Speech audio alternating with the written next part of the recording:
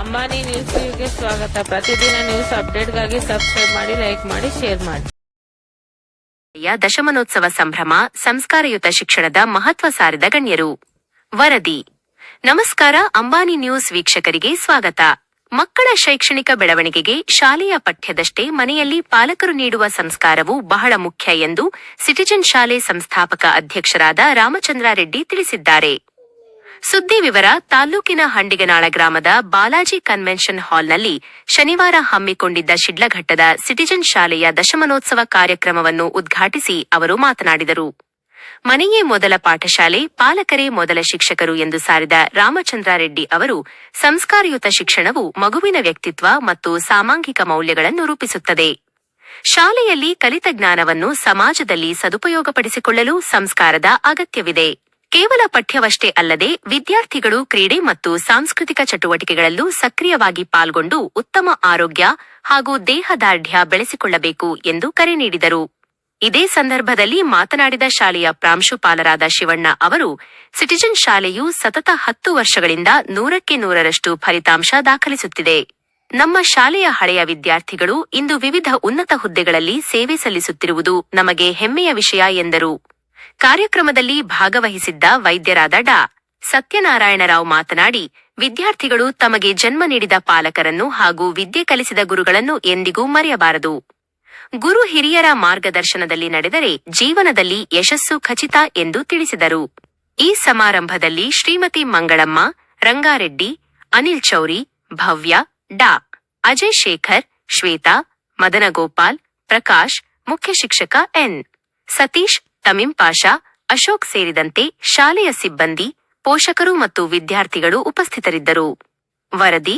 Manas, Ambani news, Sidlaghatta.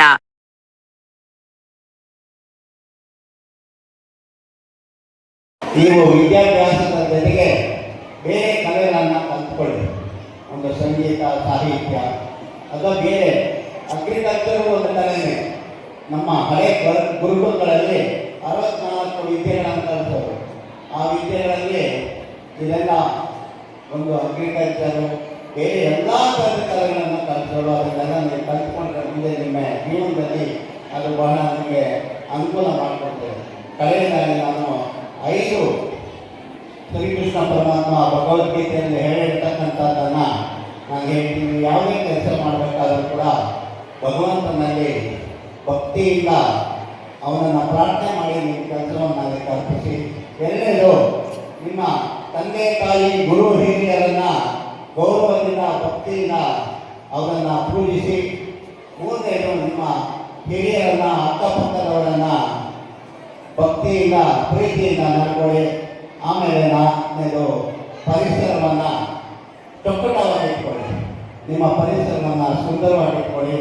ಕಡೆಯದಾಗಿ ಭಾರತ ದೇಶಕ್ಕೆ ನಿಮ್ಮ ದೇಶಭಕ್ತಿ ಅನನ್ಯವಾಗಿರಬೇಕು.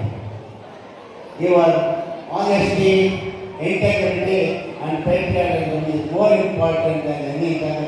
ಸೊ ಈ ವಿಷಯದಲ್ಲಿ ನಿಮ್ಮೆಲ್ಲರಿಗೂ ಶುಭವಾಗಲಿ. ದೇವರು ನಿಮ್ಮೆಲ್ಲರಿಗೂ ಆರೋಗ್ಯ.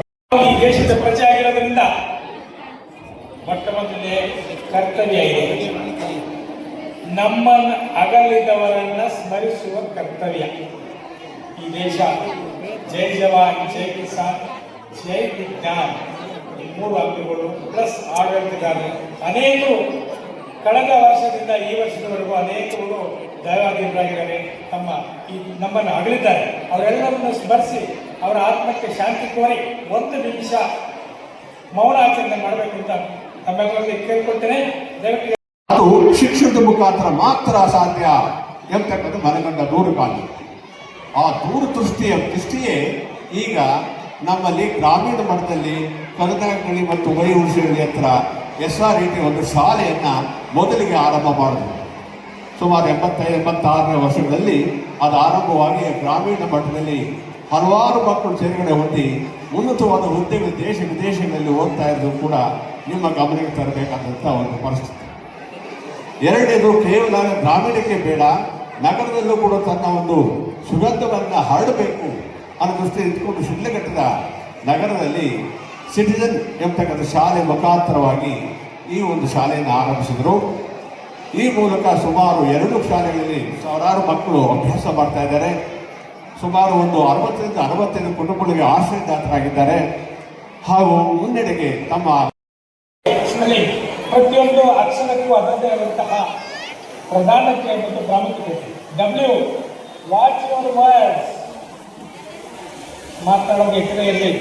Watch your actions, watch your attitude, ನಿಮ್ಮ ವರ್ತನೆ ಬಗ್ಗೆ ನಿಗಾ ಇರಲಿ. T, watch your thinking, watch your thinking, watch your thoughts, ನಿಮ್ಮ ಚಿಂತನೆಗಳ ಬಗ್ಗೆ ನಿಗಾ ಇರಲಿ.